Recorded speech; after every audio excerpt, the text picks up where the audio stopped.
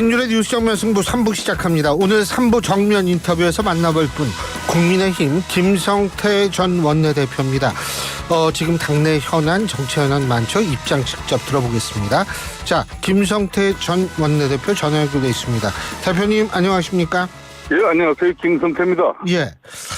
지금 그 해병대원 특검법 재표결 문제요. 이게 예, 화요일 날이죠? 화요일 날 오전인지 오후인지 모르겠어요. 예, 예. 근데 지금 의사 일정 관련해가지고는 그는 이제 김진표 의장이 이제 양당 원내대표와 최종적으로 이제 조율을 하고 있는 걸로 알고 있어요. 예. 근데 지금 민주당 쪽에서는 국민의힘 의원들한테 상당히 감성적인 측면에서 호소도 하고 있고 이러는 모양인데 어떻게? 예. 사실상 박주민 의원 같은 경우는 이거 가지고 자기 정치 너무 심하게 하면 안 되는데 자기 장사하는 거죠. 박주민 의원이 얼마나 본인의 그 진정 어린 감성으로서 국민의힘 의원을 설득할 수 있겠습니까? 예. 그거는 좀 자신의 어떤 이미지 제고를 위한 또 자신의 민주당 내에 여러 가지 정치적 입지 제고를 위한 하나의 그런 방편이고, 실질적인 것은 의원들 헌법기관인 개개인이 다 판단이죠, 이거는. 정치인들은 예. 한 사람 한 사람들이 다 헌법기관이기 때문에 때로는 당론으로 확정되더라도 자신의 정치적 소신과 또 철학으로서 소신 투표를 해버리면 그건 감당이 안 되는 겁니다. 대표님 정치 오래 하셨으니까 이탈표 네. 나올 거라고 보세요? 저도 원내대표를 하면서 여러 가지 해난에 달려가지고 당론 채택을 위한 원총회를 많이 개최하고 그래서 어렵사리 결정된 그런 당론으로 이렇게 본회의 표결 들어가면은 그럼에도 불구하고 이탈표는 언제든지 나올 수가 있는 것이죠. 그만큼 헌법기관 개개인 국회의원들이 흔히 말하는 소신표를 많이 하니까요. 예. 그러니까 지금 이 부분은 또 당내에서 이미 공개적인 입장 표명을 한 안철수 의원이라든지 유이동 의원, 조혜진 의원 이런 분들이 쭉 있지 않습니까? 조혜진 의원 김웅 의원은 있죠. 예, 조혜진 의원은 제가 잘 모르겠습니다. 네, 아직까지 정확하게 예. 그렇지만 이제 여러 가지 방송 인터뷰 내용상으로는 보면은 자기 소신 투표하겠다, 판단하겠다는 그런 분위기지 않습니까? 또 김웅 의원 같은 경우는 자신이 여러 의원들과 분위기를 살펴보니까 한 10명 정도는 이탈표가 예상된다고 그런 의견을 내고 있는데 그거는 아무도 예측하지 못할 일이에요. 근데 김성태 대표님이 보실 때는 몇 표 정도 나온다면 경험으로 그냥 여론상 같은 경우에는 한 7표에서 10표 사이가 좀 나올 가능성이 있다. 가능성이 좀 있다고 봐야죠. 7표에서 10표 사이. 예. 근데 만일 말이에요. 우리가 가정입니다만. 자, 17표 나오면 부결이 되는데 10표 나왔다고 가정을 했을 때 10표가 나와도 윤석열 대통령한테는 좀 타격이 있지 않을까 이런 얘기도 있는데 어떻게 보십니까? 지금 이제 국민의힘 입장에서는 113석에서 그 정도의 이탈표가 발생하는 것은 상당한 치명상을 입게 되는 거죠. 치명상을 입게 된다. 예. 그렇습니다. 지금 그럼 실질적으로 10% 이상이 이탈이 발생했다는 걸로 될 수 있기 때문에 또 그리고 이거는 상대적이에요. 민주당을 포함한 범야권 의원들이 재적 가반의 이제 3분의 2 의결로 이제 이루어지는 사안이기 때문에 민주당이 투표 참여를 전략적으로 저조하게 만들 수도 있죠. 전략적으로 투표 참여를 저조하게 만들 수도 있다. 그걸 되면은 이제 국민의힘 쪽에서 조금만 이렇게 이탈표가 발생하더라도 위험한 상황이 되는 거죠. 국민의힘 입장에서는. 만일 말이에요. 22대 국회에서 다시 지금 추진한다는 거 아니에요? 민주당은 이번에 부결이 되면. 그럼 그렇죠. 22대 국회로 넘어가게 되면은 그때는 이탈표가 조금만 나와도 그냥 넘어가는 거 아닙니까? 상당히 그때는 정말 더 심각해지죠. 지금보다 5석이 더 부족한 상황이 되는 거니까요. 근데 그리고 범야권 의석이 또 192석이나 되니까 예. 상당히 그거는 어떻게 될지 모르는 상황이 근데 되는 이게 만일 부결이 된다 하더라도 타격이 있다라고 했을 때에는 대통령의 국정 운영은 더 어려워지는 거 아닙니까? 어떻게 보십니까? 그 안에 이 문제는 여야 간에 정치적으로 이 문제를 해결해야죠. 지금 현재 언제까지 정치가 이렇게 위생 경제 뭐 이렇게 양극화 이런 사회 노동 뭐 이런 여러 가지 문제를 다 덮을 수가 있겠습니까? 이 지금 해병대 최상병의 이런 안타까운 순직에 대해서는 여야 간에 정치적으로 이거는 해법을 찾아야 될 문제죠. 이렇게 뭐 민당 입장에서도 그냥 자신들의 입장만 자신들이 성안한 그런 특검 법안으로서 그걸 윤석열 대통령이 수용하라 이렇게 언제까지 계속 이렇게 정치적 압박으로만 이 문제를 풀 수는 없는 것이죠. 특검이라는 것은 반드시 여야 간에 합의해야 되는 거예요. 저 자신도 뭐 특검 드루킹 댓글 조작 특검을 그때 단식하셨잖아요. 단식을 했었지만은 그 특검법을 성안하기까지는 또 민주당과 많은 시간을 또 협의하고 난항을 겪으면서도 결국 그 협상의 결과물로서 특검법이 최종적으로 성안되고 본회의에서 가결이 됐죠. 그럼에도 불구하고 여야 간에 합의해서 법안이 성안되고 본회의에 부의가 됐음에도 불구하고 많은 이탈표가 당시 민주당에서 발생이 됐었죠. 그렇기 때문에 이 법안은 지금이라도 정치적으로 이건 여야 간에 머리를 맞대서 정치적으로 풀어야 될 문제지 힘의 논리로 결코 풀 문제는 아니죠. 그렇다면 다음 주 화요일인데 오늘이 목요일이잖아요. 예? 그러면 오늘도 지금 시각이 18시 19분 27초로 지나가고 있는데 이제 오늘은 넘어간 거 아닙니까? 그러면 아니 정치는 24시간인가요? 일요일 많죠 시간.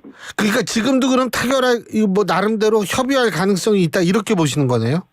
저는 이게 민주당 꼭 일방적인 민주당만의 주장 방식으로서 특검도 결정되어져야 되고 또 수사 범위도 결정되어져야 되고 수사기관도 결정되어져야 되는 이런 방식이 아닌 최상병 진짜 안타까운 그 죽음에 대한 실체적인 진실을 밝혀내는 특검이 되면은 이게 왜 문제가 되겠습니까?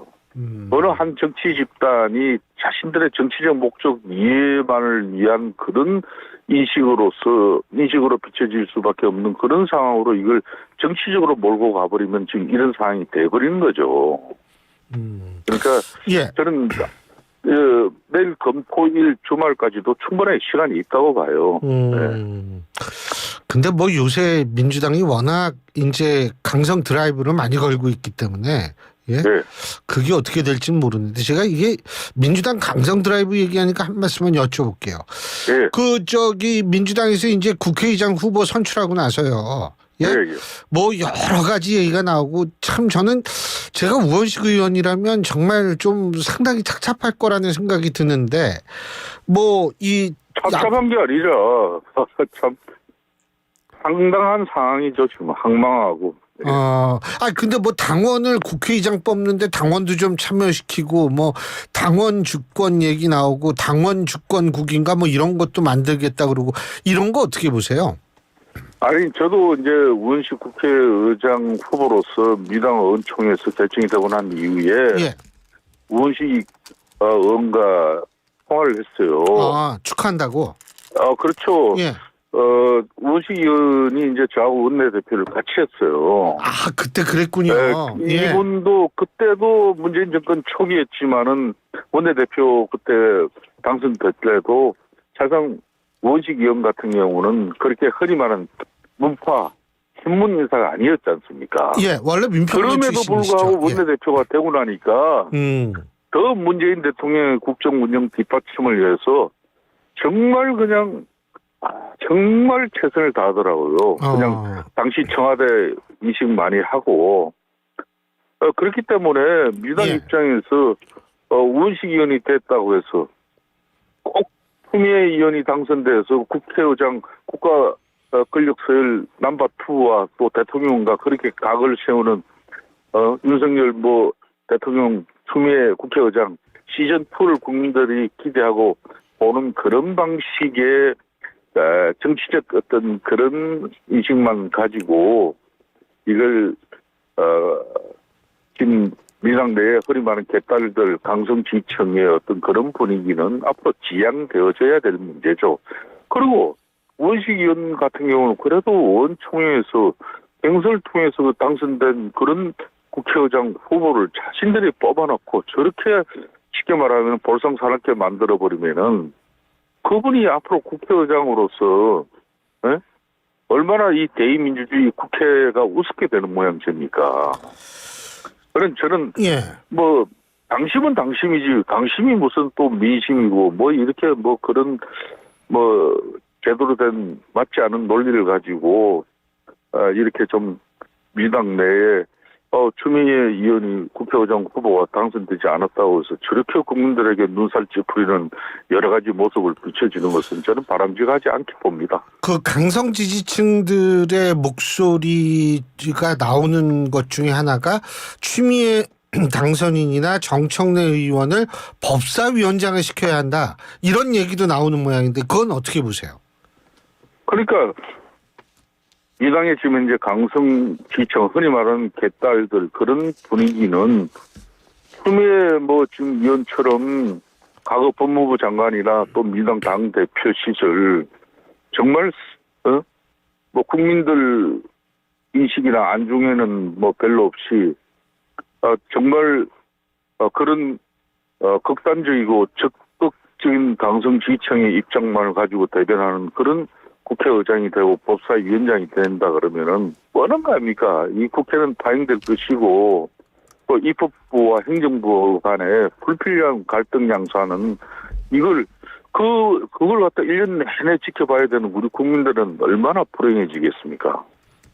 그런 측면에서 법사위원장도 앞으로 교수단체 협상은 하겠지만은 관례적으로 일당이 국회의장을 가져가고 또 그런 일당의 독주 견제를 또 법사위원장이 다음에 2당이 맞는 그런 관례를 서로 존중하면서 원만한 원구성 합의가 되어야 된다고 저는 보고 있습니다. 예. 근데 어쨌든 민주당에서는 강성 지지층들 그리고 이제 민주당에서 얘기하는 게 뭐냐면 지금 당원이 500만 명이라는 거 아니에요?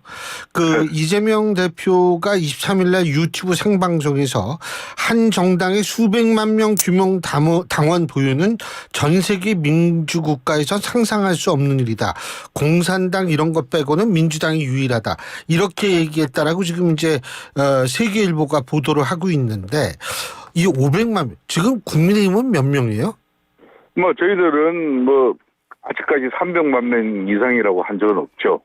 예. 또 구체적인 아주 정확한 숫자는 그거는 사실 없죠. 예. 아무래도 200에서 300만 명 그런 사이로. 거기도 그렇게 많아요? 예. 그러면은 이제 이렇게 지하철 한 칸에 탄 사람 중에서 당원, 민주당원, 국민의힘 당원이 그 중에서 한 3분의 1은 되겠네요. 예. 근데 이게 정치적으로 총선이라든지 대통령 선거 이런 중요한 선거가 있을 때는 당원들이 또 많이 늘어났다가 또 전당대회를 앞두고 당대표 선출이 있다든지 이럴 때는 또 당원들이 많이 늘어나요. 그러다가 또 썰물처럼 싹 빠졌다가 다시 또 늘어나고 이런 추세죠. 그렇지만은 민주당에서 이야기하는 500만 명이랑 근거가 있는 건지 아무도 모르는 상황이죠. 자기네들이 공개하기 이전에. 예. 지금 전당대회 말씀하셨는데 한동훈 전 위원장 전당대회 나간다고 보시나요? 지금까지의 이런 본인의 여러 가지 정치적 행위에 대해서는 예. 또 정치를 좀 한 사람들 입장에서 이렇게 쭉 추이를 지켜보면은 현재 상황으로서는 전당대회 출마를 기정사실화하는 그런 여러 가지 행보로 볼 수 있는 것이죠. 자신이 총선 참패 이후에 대개 그 다음에 정치적 행보라 일정을 가져가지 않으면은 대개 예유를 간다든지 또 그렇게 당분간은 국민들이나 또 유권자들로부터 이렇게 자신을 잊혀지게 만들고 난 이후에 또 새로운 모습으로 이렇게 등장하는 게 보통 정치인들의 과거 지도자들의 모습이거든요. 근데 지금 한동훈 위원장의 그간의 이런 여러 가지 정치적 행보는 아무래도 전당대회 출마를 기정사실화하는 그런 모습으로 지금 진행되고 있는 것만은 틀림없는 것 같습니다. 근데 홍준표 시장께서는 왜 이렇게 그 한동훈 전 위원장을 좀 굉장히 격하게 이 비판 혹은 비난을 할까요? 어떻게 왜 이유가 홍준표 뭐라고? 대표 입장에서는 지난번 대선 우리 당 후보로도 섰고 또 지난번에는 또 이제 최종 후보 개선에서 또 이제 경선에서 떨어진 경험도 있습니다만은 특히 박근혜 대통령 탄핵 이후에 정말 보수와 계멸하는 그런 절체절명의 위기 상황에서 이제 당 대표로서